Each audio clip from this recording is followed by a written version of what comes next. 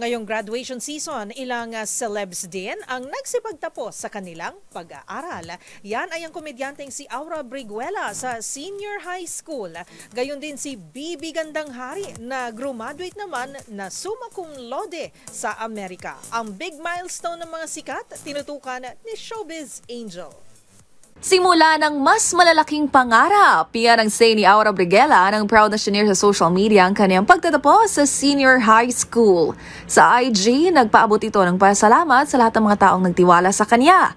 Pag-amin ng komedyante, hindi naging madali ang kanyang pagbabalik buhay estudyante matapos mahinto sa pag-aaral ng halos 5 taon o mula noong tumama ang COVID-19 pandemic sa bansa. Siyempre, special mention ang kanyang pamilya na lagi niyang nakalalay at nakasuporta sa kanya. Gayon din si Unbogable star Vice Ganda na tumulong daw sa kanyang pagbabalik sa pag-aaral. Pangako ni Aura kay Meme, hindi ko po kayo bibiguin. Nagtapos si Aura sa University of the East. Samantalang isa pang may big milestone sa mundo ng showbiz ay si Bibi Gandanghari na nagtapos naman sa Los Angeles Film School. Graduating with a Bachelor of Science in Entertainment Business, Binabini Gandanghari, summa cum laude.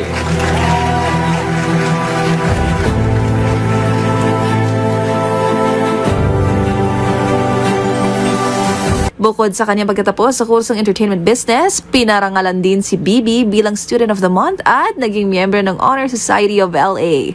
Ayon kay Bibi, ang pagiging summa cum laude ay produkto ng hard work, discipline, perseverance, and determination.